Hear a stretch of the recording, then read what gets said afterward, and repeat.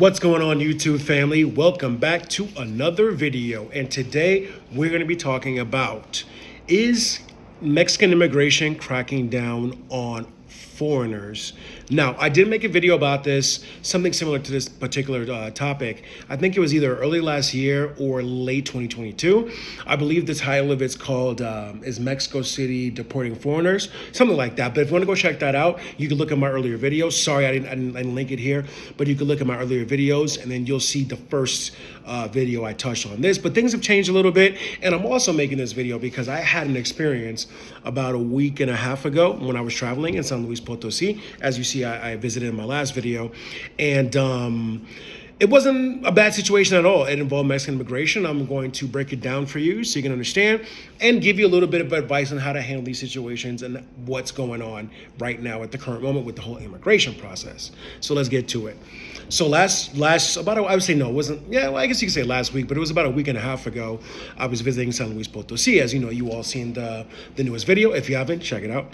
But so I was there, right? So I was going to my next destination. This was on a Saturday morning.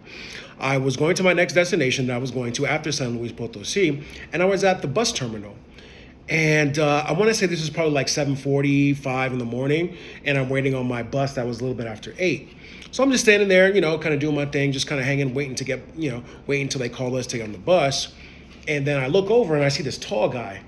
And at first it took me a second to process it, but obviously this conversation took place in Spanish. I'll do it for English just for the sake of, for my audience out there. So basically he looked at me and he said, "Hey, where are you from?" And I told him I'm from the United States, but I live in Mexico. And he was like, "Oh, okay, where are you going now?" I said, "Well, I'm catching this bus to San Miguel de Allende and then from there going on." And then when he said that, I was like, you know what? I see what's going on here. So I'm just going to make things easier. So I offered him, I said, "Listen, I'll show you my documentation. No problem. I have it right here." He says, "Okay, yeah, cool." So I take out my Mexican residency card, right? I give it to him. He takes a look at it. And I also let him know, like, "Hey, I have my passport too if you need it. No problem." And he's like, "Oh, no problem." Looked at it, examined it, made sure it was legit. And he says, "Okay, there you go. Have a good day." That was it. That was it. There was no horror story. There was no nothing, because of course I'm legal in this country. So there's not going to be, like I have an issue, like I overstay my time or, whatever it may be. Right. So I wanted to tell this story because I have been seeing some things like this happen. I want to say within this year. Right. I don't know if it's the past year, but definitely within the past 6 months, I would say I've seen a lot of different stories about, people having issues with immigration and being, combative and, so we're going to go full circle. I'm going to get to that, right? So the reason I made this story because I want to let you guys know how things are here in Mexico, right? Now, are they cracking down on immigration? Yes. And I completely understand it. Every single country in the world has an immigration policy or policies, and we need to follow that. We need to respect where we are, right? That's what I think. So I'm here legally. I have my residency. I'm all good to go here, right? So I've seen some YouTubers, all right? I've seen some YouTubers in the past months that were kind of quarreling with immigration. They were like, "Oh, well, why are you harassing me?" and all this and all that and giving them unnecessary problems. Just unnecessary problems, So for that fact, I'm like, well, why? If you have and these were these people, they were legal residents. They thought they were racial profiling. It was a bunch of, I don't know.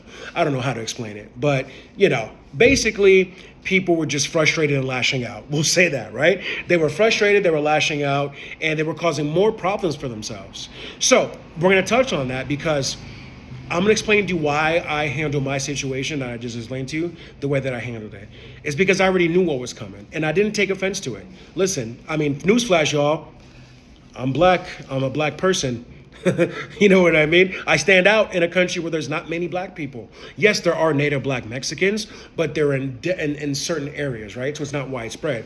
And some Mexicans don't even know that there's a native Mexican population, native Afro-Mexican population, just because of the education system, whatever.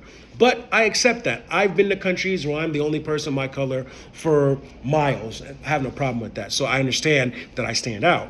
So there's been a situation here here in Mexico around where there were illegal African immigrants, Haitian immigrants, immigrants from Central America, South America, all that, staying here illegally. And Mexico is trying to crack down. And I can't blame them. And I can't blame them at all, because you have to have some type of law and order. I mean, every single country has immigration laws. It's just the way it is. I mean, every country you go to, doesn't matter the size, the power, they have it. So you got to respect it. And I already knew that, he was gonna ask me for the documents because I looked like a foreigner. I did see some, I believe there were Haitian immigrants when I was there in San Luis Potosi when I arrived the day prior. And I was like, okay, because, Mexico took in a lot of Haitians, in the recent years. So it's quite normal if you meet Haitians here. I got Haitian friends here. So, but still, they want to make sure that you have legal status in their country. So I knew that was coming, and there was no reason for me to quarrel. There was no reason for me to have an attitude. He's just doing his job. The immigration guy's just doing his job. I mean, I knew it was immigration when I looked over. I took a look for a second. He had a green suit on, and then he had like a little pouch, I guess, to keep stuff in there. And they had the Mexican flag. I was like, oh, that's immigration. I had nothing to worry about. I wasn't nervous. I wasn't upset, because I'm legal here. And I know he was just doing his job. So I just complied. I was like, I didn't even wait for him to ask me for documents, because I already knew that was coming. I knew that was going to be the next question. So I just said, okay, I have my documentation if you want to see it. I offered it, let you know, hey, I understand you're doing your job. Let's comply. Let's get this out the way. And we go about our day.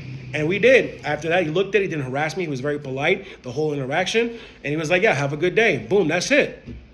I told him I had legal status. I proved it. Boom. So, and no problem. You know what I mean? No problem at all. It was not an unpleasant interaction. It was quite straightforward. It lasted like maybe 3 minutes or less. And that was it.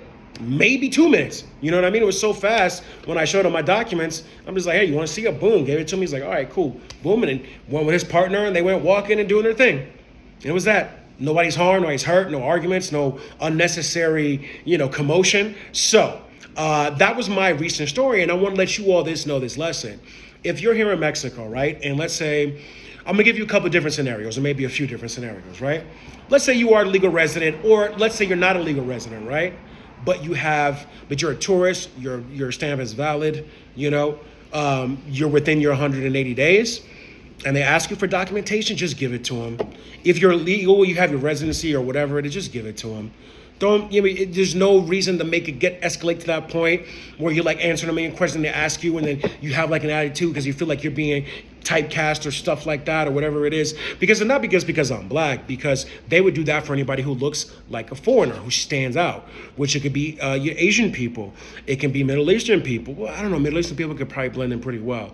But I don't know, you never know, right? It could be people who are very light, like white people, like European, like super, super pale skin. They're gonna look, oh, you're not from here, and then they'll ask you. So this is not just like, oh, they were being racist because I'm black or something. No, it's nothing like that.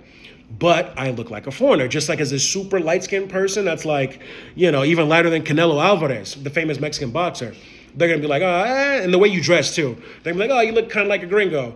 Then they typecast you. But listen, don't take offense to it. They're just doing their job. Mexico is not a racist country. Is there racism? Sure, there's racism everywhere. But most Mexicans are very welcome and warm. And you don't have to think it's like, oh, they're singling you out because, this color or this particular whatever, place you're from. They're doing their job because there's been issues of illegal immigration. So I can't blame them at all. So basically, if you're here in Mexico, don't argue. If you're legal, show your legal documents. If you're not, that's a whole other story that you will have to get sorted, because I don't know how that's going to go. Or if you're doing the R&E program like I did to get my residency, is where you have to purposely stay over your 6 months, your 180 days, in order to qualify and have multiple entries in Mexico. If you're going through this process or any other documentation process, just let them know. Bring paperwork with you to show them, hey, yes, my visa is expired, but look, I'm in this process. I have proof to show you that I am working on being legal, and you're not going to have any problems. You're going to be fine, all right? So I wanted to show that simple experience with me and let you all out there know that you can have that simple experience if you're a foreigner in Mexico. Just, just comply, just be cool. They're going to be respectful, and they're just going to, they're doing their job, show the documents. After that, good to go, and you're on with your life, all right? So thank you all for tuning in for this another video. I hope today is Christmas Eve, so I hope you all have a great Christmas. Happy New Year. And then I have more things that I want to bring to the channel in the new year. I'm excited to share with you. So I'm back on it. I promise you all I'm back on it. No more hiatuses. There's no more reasons for that, all right? So happy holidays, Merry Christmas to all you out there, whatever you're celebrating too as well. More videos coming soon. Thank you for tuning in. If you haven't subscribed yet, subscribe. S'il vous plaît, please, in French. And yeah, you all take care. Enjoy your holidays. And give me a like if you like the video or share it, All right? Just a simple little things. That'll be my Christmas present from you all right? All right, then, you all take care. Thank you for tuning in. Until next time.